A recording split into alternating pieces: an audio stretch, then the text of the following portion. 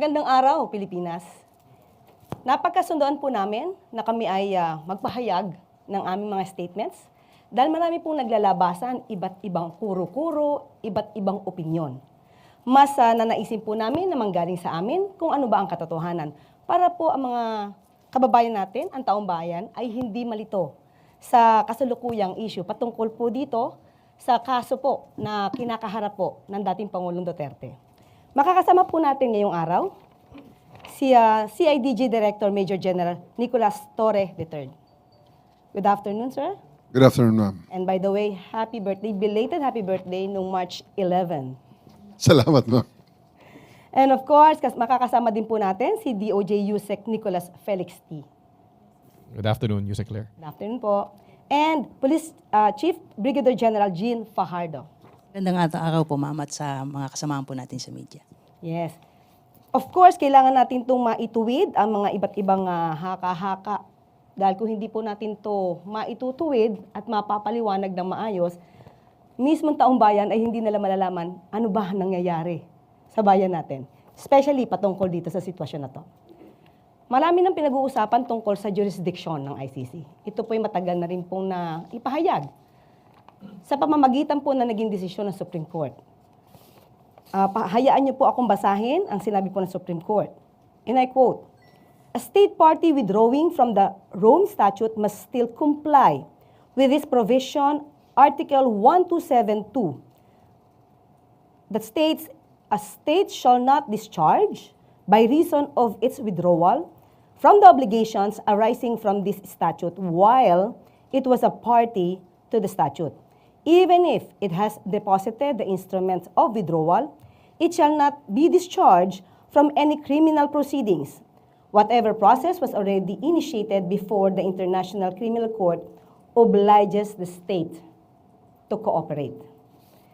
At kung inyo po matatandaan, noong November 2021, panahon pa po ito ni dating Pangulong Duterte, humiling po ang gobyerno po under the administration or under the leadership of former President Duterte. Humingi po sila sa ICC prosecutor to defer then this investigation, claiming that national authorities had begun their own investigation into cases of extrajudicial killings attributed to the police during drug war operations. Upon receipt of the request, the prosecutor temporarily suspended the investigative activities pending his assessment of the request. So in other words, mismong panahon po ni dating Pangulong Duterte, humiling po sila sa ICC prosecutor na ipahinto muna pansamantala yung kanilang pag-iimbestiga. Kung tutusin, meron silang voluntary appearance sa nasabing korte. Kaya lang, noong June 2022, hindi pa po siguro nagkakaroon ng inauguration ang Pangulong Marcos. The court's current prosecutor, Karim Khan, asked the ICC judges for authorization to resume his investigation. Kasi wala po nakita na substansya or mga tamang pamamalakad para po maituloy ang pag-iimbestiga dito locally. Kaya po minabuting ituloy ang pag-iimbestiga ng ICC. So doon na po tayo pupunta at doon nga po nagkaroon na po ng warrant of arrest. At sinasabi nga po rito that the chamber finds reasonable ground to believe that Mr. Duterte is individually responsible for the crime against humanity of murder of the statute as an indirect co-perpetrator within the meaning of Article 25(3)(a) of the statute committed during the relevant period. So, ang pag-uusapan na po natin ay yung warrant of arrest. Dahil marami po ang kumu-question kung meron bang valid warrant of arrest. So, tanungin po muna natin si General Nick.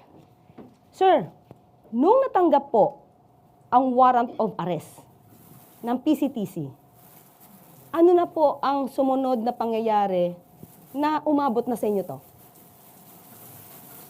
We were requested by PCTC to help implement the warrant of arrest. So, kanino po ito muna pinadala? Sino po yung una nakaalam na humihingi ng assistance yung PCTC? Ma'am Jean. Yes, ma'am. The Chief PNP was informed po nung request po ng PCTC for the PNP to extend police assistance po. And the Chief PNP directed po the CIDG under the leadership of General Torre to provide security assistance po sa PCTC. Ano po yung detalye na supposed to be task na gagawin ninyo para malaman po nila? Ang PNP po ma'am ay limited lamang po sa pagpo-provide po ng security doon po sa mga mag-i-implement po ng warrant through the Interpol mechanism po. So kaya nandoon po yung PCTC, and in fact it was the PTC Executive Director po ang nag-inform po sa ating pong dating Pangulo, at nandoon po yung mga prosecutor po ng DOJ, at ang PNP po in the person of General Torre po was there to provide security po. So ngayon, sabi niyo po ay magpo-provide din po kayo ng assistance sa PCTC, sa Interpol, saka sa DOJ. Yusek Nick, ano po yung naging papel po ninyo at the time na isa-serve yung warrant of arrest kay dating Pangulong Duterte? Sa kampo ng DOJ, nalaman namin yung notice sa PCTC through the Bureau of Immigration. Kasi yung PCTC, i-diffuse niya yan o ikakalat niya sa may iba-ibang law enforcement agencies natin na may ganong notice, no? Notice for the warrant of arrest. Alam natin sa DOJ, may dalawang layers tayo, no? Ang BI at ang NBI. BI ang nag-inform sa amin na may ganitong request. Tapos, so may mga representatives mula sa BI at sa DOJ na nagpunta. Sa BI, si Commissioner Viado mismo nagpunta. Tapos sa DOJ, nandun ako at si Prosecutor General Dong Fadolion. Ang naging papel ng DOJ doon ay kami ang naging competent authority, no, or competent judicial authority upang saksihan ang buong pagpatupad ng warrant of arrest at siguraduhin na sumusunod ito doon sa mga kinakailangan ng ICC upang properly ma-deliver si PRRD sa kanila. Okay. General Torre, General Nick, sinasabi kasi nila, especially, I will refer this to the situation of Attorney Bello, hindi daw niya nakita yung warrant of arrest. Ano po yung masasabi niyo doon? May violation ba doon? Dahil hindi daw niya nakita personal yung warrant of arrest. I think Attorney Bello is not in the scene during all this time, ma'am. So, talagang hindi niya makikita. Pero yung, okay, sir. Dagdag lang ako, no? Tama si General Torre. Wala si Attorney Bello mismo doon nung pinatupad namin yung warrant. Nakita ko siya doon sa VIP lounge, no? Na kahit pa paano nakapasok siya doon, ano? Pero yung pumunta na kami doon sa tube upang ipatupad, wala siya doon. At doon naman sa tube, no, yung hiningi ng kampo ni PRRD, yung copy ng warrant of arrest, ay nakapakita kami at naka-share kami sa kanila ng electronic copy ng warrant of arrest. So in other words, wala naman tayong obligasyon na bigyan siya ng warrant of arrest.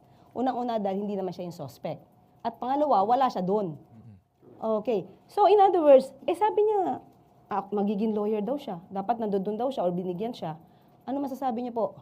May tatlong abogado sa scene, si PRRD, no? Nandun ang dating Executive Secretary, si Salvador Medialdea. Nandun ang kanyang misis na abogado din. At nandun din, at eventually, no, yung lumipat na kami sa Villamor, nandun si Attorney Delga. Well, sir, misis po ni ES Medialdea. so bali tatlo po yung kasama na lawyer. Eventually dun dalawa muna sa tube. Okay. Yung mag-asawa muna. Okay, so yung kanyang rights naman, as a suspect, hindi naman siya na-deprive. Ay, hindi na deprive. In fact, gusto na nga namin ibasa yung Miranda rights niya doon sa tube, pero nakiusap yung mga abogado niya na wag muna. Kaya yung naging pa siya ay ilipat siya sa mas secure na area, which was eventually sa Villamor Air Base. At doon na namin, after binigyan sila ng pagkakataon na magpahinga, doon binasa ni General Torre yung Miranda rights niya. So balikan natin, sir, nung sinaserve po yung warrant of arrest. Ano po yung pinakasitwasyon? Nagkagulo ba? Maayos ba? Paano po? Paki-describe po sa amin. Well, sa lahat naman pong stage nung service ng warrant, ay okay lang naman. Everyone is calm. Everyone was just expressing each one is expressing his own opinion. Pero at the end of the day, we insisted na sumama siya sa amin dahil siya ay ina-aresto namin. At that time po ba, naka-wheelchair ang dating Pangulong Duterte or normal naman po siya maglakad? He was offered a wheelchair but he declined. So ang wheelchair niya ay ginamit ni ES Medialdea. So physically, ang condition po ni dating Pangulong Duterte at that time ay mukhang maayos naman po. Maayos, ma'am, maayos. Until the end, hanggang sa ngayon, hanggang sa kagabi nang siya in-receive ng ICC, he is fine. And actually, bago bumaba sa plane, he made a video na andyan naman ngayon sa social media. He says that he is fine. Okay. Kay General G naman po, medyo inaano kayo Sinasabi, umiiwas daw kayo sa tanong ni Senator Bongo. Paano niyo po ba itong sasagutin? Ganito po kasi ma'am yung nangyari nun ma'am. Nung maisakay na po at lilipat na po sila sa Villamor, susunod po si Chief PNP. I was supposed to board po yung sasakyan ni Chief PNP at paalis na po. Kaso nasa yung pinto ng van, umandar na po yung sasakyan niya. Humahabol po ako. Hindi ko po iniwasan, with due respect po kay Senator Bongo. Kung na-offend po siya, pasensya na po. Pero there was no intention on my part na takbuhan siya. It so happened na hinahabol ko po yung convoy. Kaya po tumakbo po ako palayo po doon sa direction po nila. So from there, sa airport, dinala siya sa Villamor Air Base? Tama po ma'am. Yes, ma'am. Okay. Nung nakapasok na siya at dinala siya sa Villamor Air Base, General Torre, paki-describe. Kasi kanina may kinukwento po kayo na naging relax naman yata ang Pangulo at umupo siya sa kanyang sa sila ng Pangulo. Paki-describe nga po yon. Well, ang particular place kasi sa Villamor is the 250th Presidential Airlift Wing. Yun po ang lounge ng presidente ng Pilipinas. At doon din siya, nung siya ang presidente, doon siya naupo sa same seat na para sa ngayong presidente. Pinabigyan po namin, pati po ang kanyang mga kasamahan, they were there in the most comfortable lounge, arguably sa kahit na anong airport natin sa buong Pilipinas. Ilan po ang nakasama sa loob po nitong lounge na to? Hindi na po namin nabilang sa ngayon. I'll give you the exact, hindi ko na po nakita ma'am sa buong accounting namin. Pero yung matatandaan niyo po, sino po yung nakasama ni dating Pangulong Duterte sa lounge? Nandun po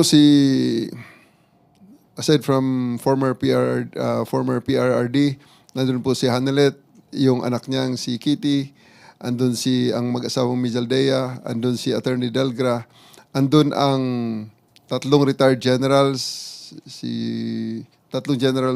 retired generals at ang kanilang mga spouses. Tapos may several people pa kasi puno ho ang lounge eh. Napakarami po nila. Puno ho sila sa isang coaster. Nang dinala namin sila mula doon sa exit gate ng NAIA hanggang sa lounge ay nasa bus po sila ng PNP sa coaster po. Puno po. Ang nakwento nyo rin po kanina, parang dapat na umalalay, tama po ba ako, mga kababaihan ng kapulisan natin. From start to finish, not one of our people touched PRRD. I did not allow it. The only people who touched him are his bodyguards. Nandun ho si Romy, yung bodyguard niyang sundalo. May dalawa pang bodyguard na ito talaga yung umaalalay sa kanya, si Romy. Plus ang isang personal nurse na isang pulis. Then may isa pang sundalo na bodyguard na lalaki at isa pang police na bodyguard na lalaki. So, yun lang po ang mga taong humahawak sa kanya diretso aside from his family and parts of his entourage. Wala po sa mga police at hindi po namin hinawakan kailanman si PRRD. Totoo po ba na yung mga nag-implement po nito, nagsuot po kayo ng body camera? Meron po tayong mga body camera, ma'am. Kompleto po tayo. More than enough ang body camera and also the alternative recording devices na record po namin. Pati yung mga cellphones. Pati rin po sila, may mga cellphones po. Wala po tayong de-deprive doon. So, doon po sa panahon na siya po ay nasa Villamor Air Base, nandun po siya sa lounge, paano naman po yung kanyang pagkain? Kasi parang nababalitaan natin, nag-deprive ng pagkain, kaya kailangan magdala ng pizza itong si Senator Bongo. Paki-describe nga po ang sitwasyon doon. Wala pong deprivation at any moment ng kanilang right to food and water. In fact, dinideliver pa nga namin eh. And they're just the one declining na lang dahil sobra namang pagkain talaga eh. Sobra namang dami.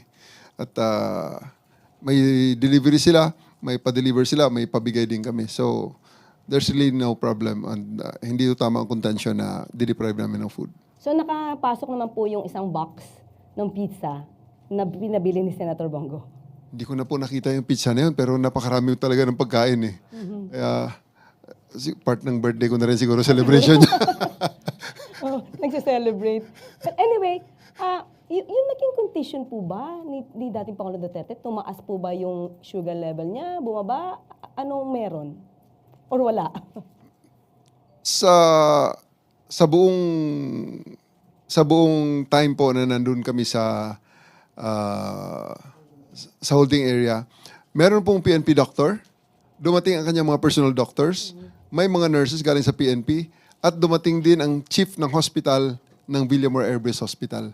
So may doktor doon, dalawa, may isang galing sa kanila is sa Air Force, merong surgeon, may isang, ang pagkaalam ko is GP, at maraming mga nurses. So medical personnel, pati ang kanyang personal doctor ay nakarating po. Okay, so in other words, lahat ng medical needs na kailangan ni dating Pangulong Duterte ay accessible naman sa kanya. Ma-access niya agad, makukuha niya agad kung kinakailangan.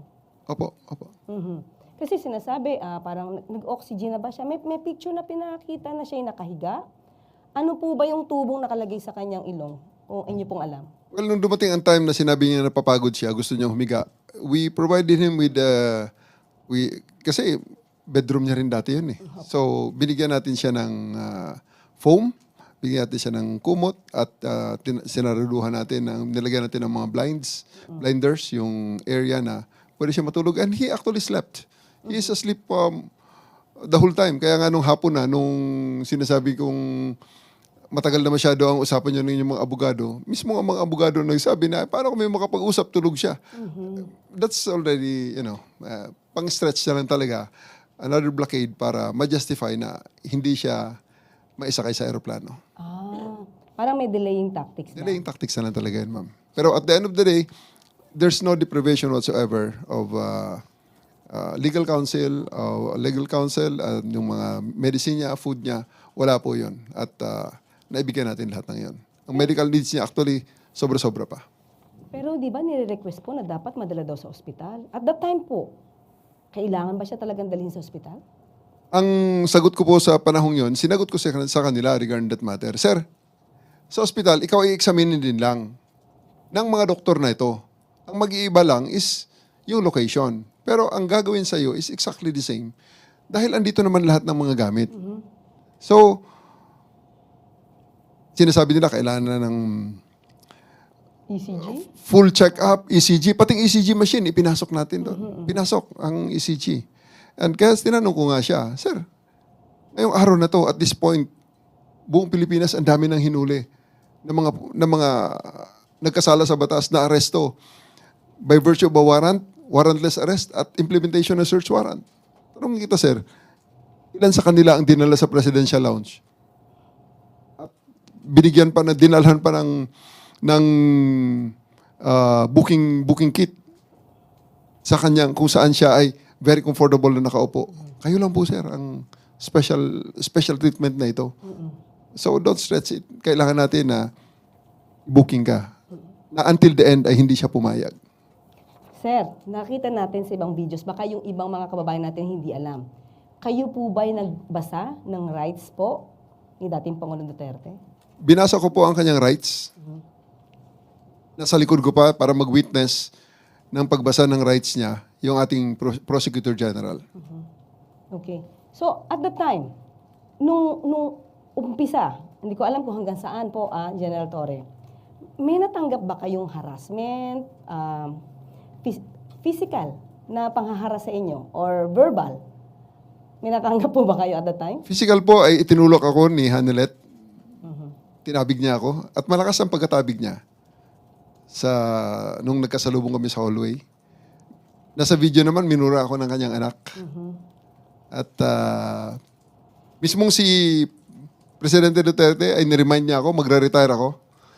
At aasuntuhin ako ng kanyang mga anak at ang kanyang mga kamag-anak after my retirement, even before my retirement. Tinrete niya ako. But everything is okay lang yan. Makapal ang ating balat at yan ay kayang-kaya nating palampasin yan. Ma'am Jean, meron po tayong ibang miyembro ng kapulisan na nakatanggap din po ng itong klaseng harassment. Pwede po ba niyo ikwento to? Yes po ma'am, aside from General Torre, I myself was also subjected to harsh words. Kaya lang, sabi nga ni General Torre ay maximum tolerance. Sabi ko nga, kung meron pang mas mataas sa maximum tolerance, yun po yung ipinatupad natin. Kahit minura na tayo, dinuro na tayo. In fact, yung mga pulis natin doon ay pinagmumura din at pinagsabihan ng masasakit na salita. At si Miss Hanilet po ma'am ay pinukpok pa po sa ulo yung isang pulis natin na nag-sustain po ito ng napakalaking bukol po sa kanyang noo po at dinala po sa ospital. Pero in spite of that ma'am, wala pa rin pong nag-harm sa kanila, wala pong nanakit sa mga pulis natin at hinayaan po na ganun yung mga panililita po nila at action po nila sa atin. Mapapakita ba natin yung video? Pwede po nating mapakita para mapanood po nating lahat? Ma'am Jean, paki-describe niyo nga po yan. Yan po ma'am yung picture po, binlur lang po natin ng konti po yung mukha po ng ating babaeng pulis na taga-SAF. Sila po kasi ma'am yung umalalay po doon po kay Miss Hanilet at saka sa kanyang anak po para itabi po sila pansamantala. Ayan po yung napakalaki pong bukol at meron po dyan na video po na talagang nakita po doon at na-captured po na pinukpok po ng cellphone po ni Miss Hanilet yung ating pulis po. Sa ulo po yan, hindi pa, pina-CT scan po ba yan? Kasi ulo po yan. Dinala po ma'am, ayan po, yung video po, yun po, yun kitang-kita po kung paano po niya hinampas po.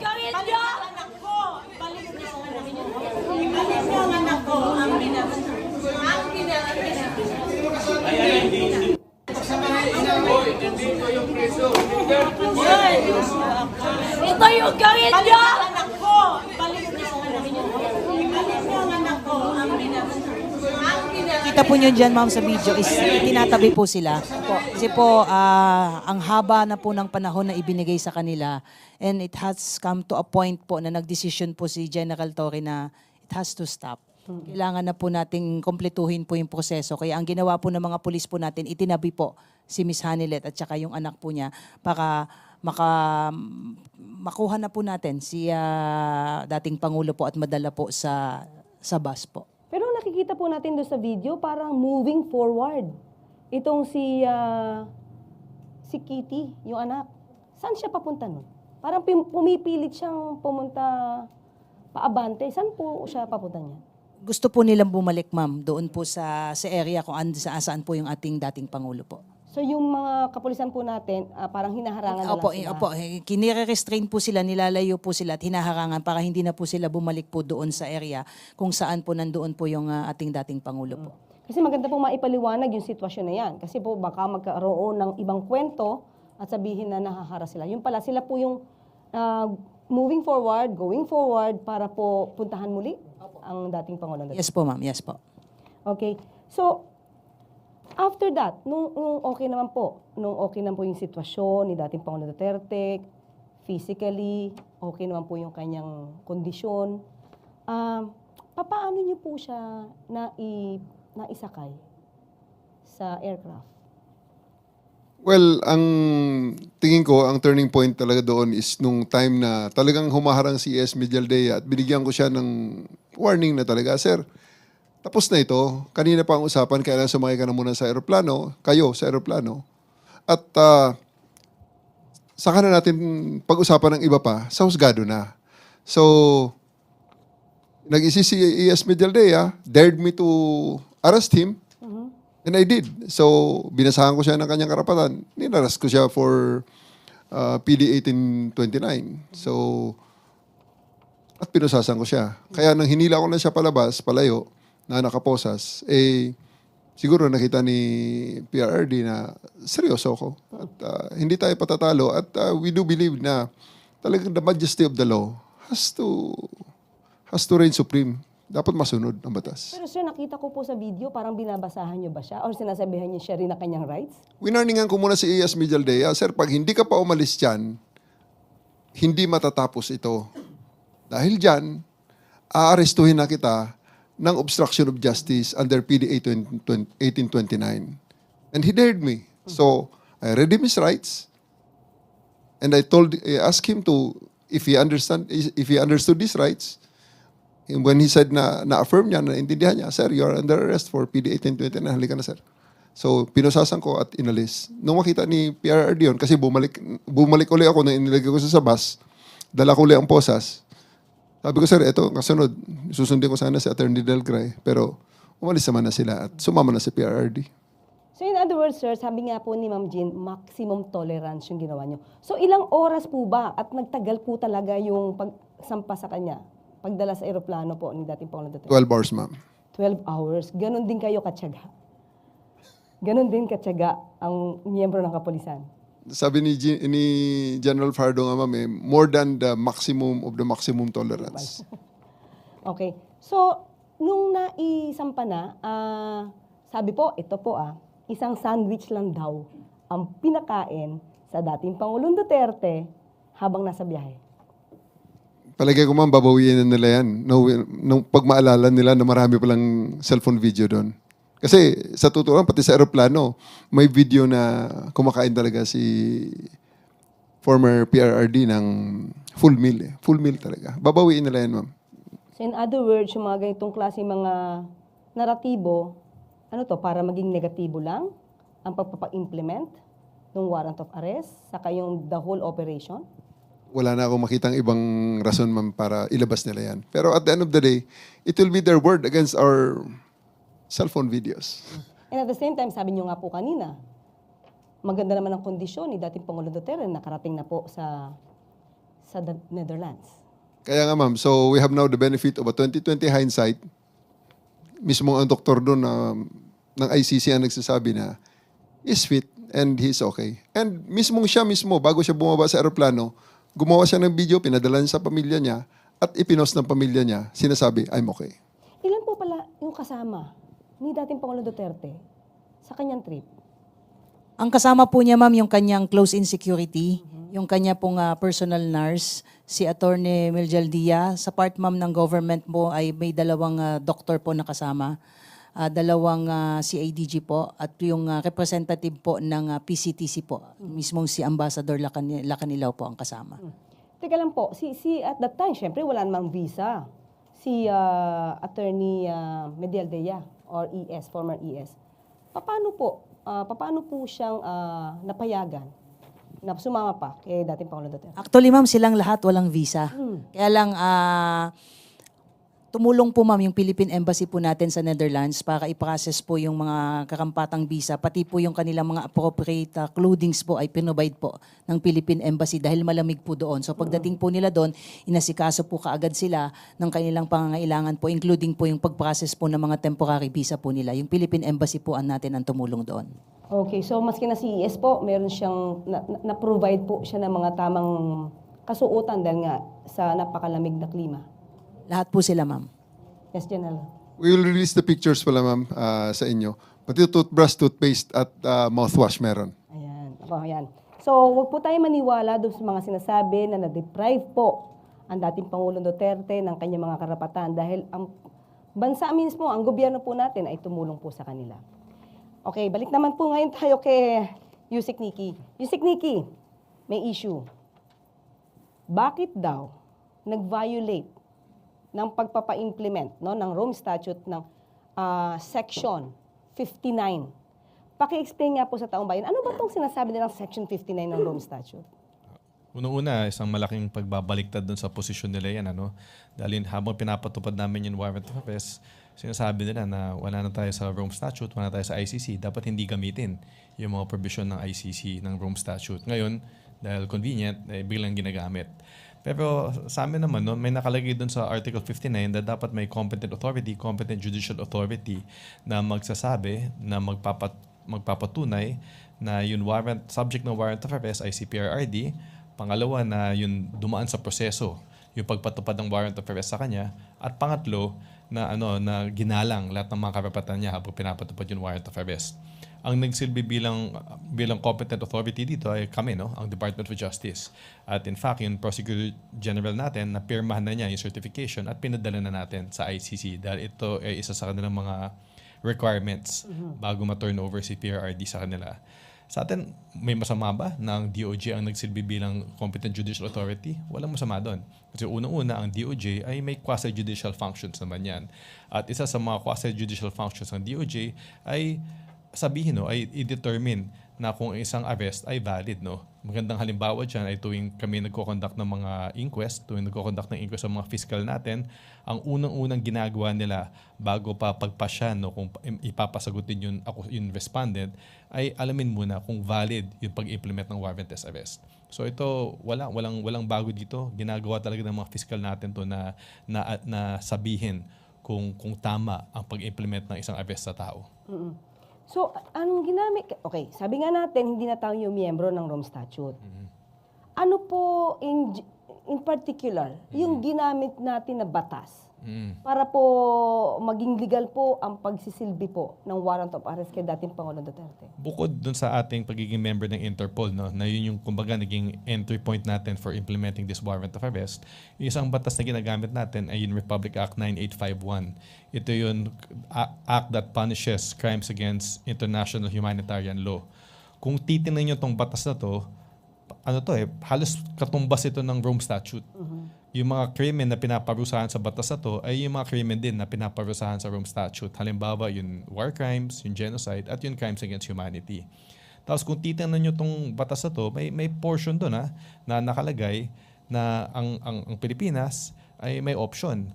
Pwede niyang investigahin at i-prosecute ang mga krimen dito sa IHL tulad ng crimes against humanity, or pwede niyang ipaubaya sa foreign tribunal kung may kaso na nangyayari. At kung ipapaubaya man niya sa ibang korte, ang pwede niyang gawin ay pwede niyang i-deliver or i-surrender yung akusado dun sa korte na yun. At yun ang ginawa natin dito. Pero sabi nyo nga po, para hindi magkaroon ng question, you still complied. Although hindi course. tayo dapat nagko-comply Hindi na kasi hindi tayo miyembro. Hindi na You dapat. still complied too, para magkaroon ng substantial compliance. Kasi procedure na lang yan. Hindi na yan substantive issue, it's a procedural issue na kung para tanggapin ng ICC CPRRD, kailangan may competent judicial authority na magpatunay na nasundan yung mga tatlong gusto nila. No? At kami, ang DOJ, kami ang nagsilbing bilang competent judicial authority. Ayan. So maliwanag na po kasi nagkakaroon po ng issue, dapat daw po ay ma-consider na illegal yung pagsisilbi ng warrant of arrest dahil hindi nga daw po nag-comply dun sa Rome Statute na Section 59. Pero pinaliwanag nga po ni Yusek Nikki na may substantial compliance and at the same time, ang ginamit po nating batas ay ang RA 9851. Okay? So, may mga katanungan pa rin po sa inyo. O nang una, okay? Mula kay Ivan Alvarez ng UNTV. Yung umiikot sa social media na bagsak ang moral ng mga polis. General Torre, totoo po ba to? I would refer you to Jean. Ipasa kita kay Jean Hello, kasi Jean. siya talaga ang kasama ng mga sinasabi lang umiyak na pulis. Ayan.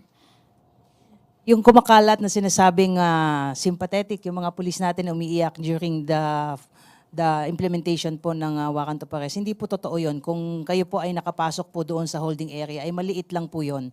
At sa dami ng entourage nila, sa dami ng mga pulis natin na nandoon, napakainit po nung suot po ng mga staff natin. Naka-camouflage po yun, nakasombrero.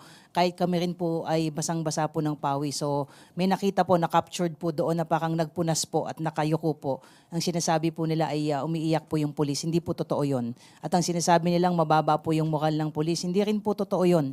At sa mga lumalabas na mga video, ang pakiusap po natin, huwag po tayong basta-basta maniwala. Ang PNP po ay nakafocus po sa pagpapatupad po ng aming mandato. Saka parang bakit naman babagsak ang moral? Considering na naging successful naman din po yung inyong pagpapa-implement ng rule of law.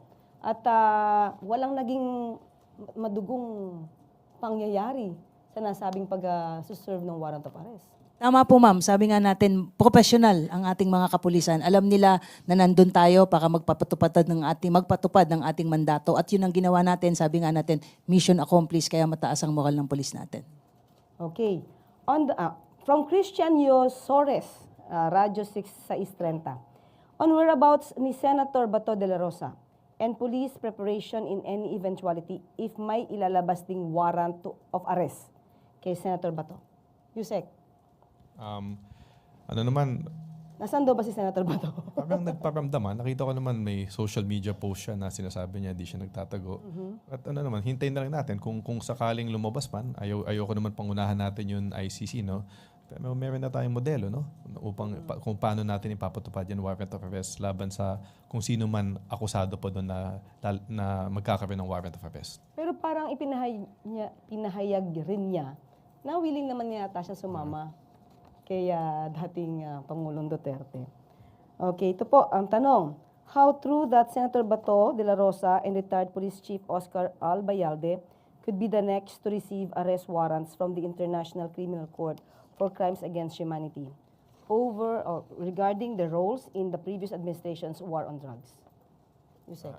Hindi kami privy kung sino talaga yung kung anong status ng investigation sa ICC, but ang alam lang namin, narinig namin sa mga bali-balita, nakasama sila sa mga ina-investiga. Kaya yun na lang, abangan lang natin kung magkakaroon man ng warrant of arrest laban sa kanila. May tanong dito pero parang nasagot na po ni General Torre. In a video posted by former President Duterte's daughter, Kitty Duterte, minura po kayo while performing your duty. May additional pa po ba kayong response? Yes lang yun, ma'am. Kaya nating palampasin yan. Okay, thank you. And how do you receive or rather perceive this action and what's the step will you take in response? I think kaugnay ito doon sa isang question. Bukod kay dating Pangulong Duterte and Senator Bato, ilan pang personalities all in all yung kasama sa arrest warrant ng ICC na ipapadaan sa Interpol? Isa lang, yung warrant na lumabas Alang. kay PRRD pa lang. So wala pang ibang Wala pang natatanggap iba. na Wala. Pero kung titingnan natin yung warrant, may nakalagay doon may language doon. Nalimutan ko lang kung yung exact language na may mga other individuals na ina-investigan. Oh, are you closely monitoring any movement amid any possible attempt to create a scenario similar to that of people power? How do we deal about that? General Well, Torre. Kaya na. At may directive naman sa amin. Okay. All the scenarios are taken care of at hindi man nagpapawiya ang PNP regarding that matter. May mga official pronouncements na dyan si General Fardo. General Fajardo. Ang PNP naman po ma'am ay laging nagme-maintain ng proactive measures po natin at kung meron mga nagpapahayag po ng kanilang mga saloobin dito sa mga pangyayari po, kakapatan po nila yan. Yan po yung tinatawag nating freedom of expression po nila. Pero hindi po lahat ng freedom ay absolute po yan. Ang PNP po ay tinitignan po at minomonitor po yan at nakahanda po tayo sa anuman pong mga mangyayari po at wag po nating sasabihin na may mga lumalabas po kasi ngayon ma'am na pinipigilan po sila. Hindi po, in fact, nagmo-monitor lang po tayo as part po ng ating security monitoring at yung ating pong na mga nakikita po ngayon ng mga movement po ng police ay inire-relate po nila dyan. Pero sinasabi ko nga po is continuing po ma'am yung ating security preparation for election. So may mga nakikita po tayo mga simulation exercise. Yun lamang po ay bahagi po ng ating patuloy na paghahanda po para sa nalalapit po na election. Yan. May kasunod po akong tanong, General Archin. There are infos na may sundalo, police na nag-resign because of former President's arrest. Former President Duterte's arrest. Fake news ba ito, ma'am? May mga nakita na po tayo ma'am na fake news po. May nakita na po ang ACG na gumagamit po at nagpapakita at nagpapakilalang mga pulis at sinasabi nag-resign. Nagtanong na po tayo sa personal po natin. Wala pa naman po tayong nare-receive na anumang official communication na advising the PNP na mag-resign po sila. So wag po tayong basta-basta maniwala po sa mga misinformation at disinformation.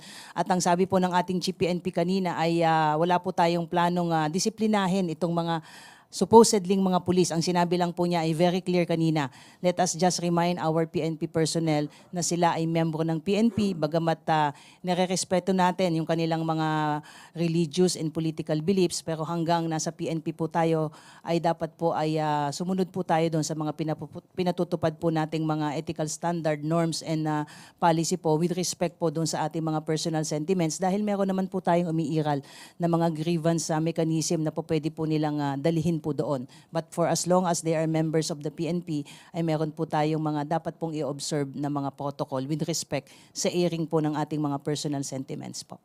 Well, anyway, maliban dyan, maski na naman po ang Supreme Court mukhang naging biktima po ng fake news. Dahil may lumabas po na nag-issue nga daw po ang Supreme Court ng TRO. At mismo si Senatoriable Attorney Lambino ang nagpahayag nito sa isang video. I hope hindi naman yun AI generated. So, nakarating po ba itong fake news na ito na meron TRO, General Torre, at the time? Yes po. Nung gabi pa lang, sa aeroplano pa lang, yun na ang sinasabi ni Attorney Vijaldea na may lumabas ng TRO kaya hindi na dapat lumipad ang aeroplano. Kayo po, Yusek, nakarating din po sa inyo to? Yes, magkasama naman kami dun sa Villamor at narinig namin yun. Sakto na malapit talaga lumipad. Tapos dun kumalat yung balita na may TRO. Well, anyway, napatunayan po natin na hindi po totoo yun dahil naglabas po ng statement ng Supreme Court. Actually, meron ngang ruling na denied ang TRO na ito. Okay? So, yun po. Meron po ba muna? Unahin ko na po muna, ladies first. Si General Jean Fajardo, meron pa po ba kayong nais na idagdag sa inyong mga sasabihin o sa taong bayan? Yes ma'am, sa ating pong mga kababayan na nanonood po at nakikinig sa ating ngayon, ang lagi po nating sasabihin na ang PNP po ay isang profesional na organisasyon. Nakatutok po tayo sa ating mga mandato at asahan niyo po na laging nakahanda po ang PNP na ipatupad po ang batas. Okay. And Yusek Nikki, ano pong nais niyo pa pong idagdag kung meron? Nasabi na naman namin dun sa press release namin kahapon at nandun sa certification na linabas ng Prosecutor General. Ang tungkulin ng DOJ sa buong pagpatupad ng warrant of arrest na to ay patibayan na yung pagpatupad ng warrant ay dumaan dun sa tamang proseso. Tatlong bagay yung importante na si PRRD mismo yung inaresto, ginalang yung kanyang karapatan habang inaaresto siya at dumaan sa tamang proseso yung aresto. At kami, pinapatunayan namin yan at hindi lang naman salita to eh. May kita talaga natin sa mga video na talaga maximum tolerance ang ating pamahalaan. Binigay lahat ng mga naayon sa kampo ni PRRD habang pinapatupad yung warrant of arrest at walang nasaktan. Ginalang talaga sila through this entire process. Of course, thank you po. And the birthday boy, General Nick Torre. Maraming salamat po, ma'am, at maraming salamat sa suporta ng ating mga kababayan.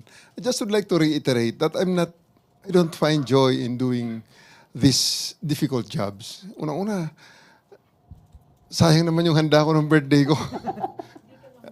So, gusto ko lang i-emphasize na hindi ko to ginagawa para sa personal aggrandizement o kung ano pa man. Kundi ito ay ginagawa natin dahil ito ay trabaho natin, especially that I'm the chief of the Criminal Investigation and Detection Group.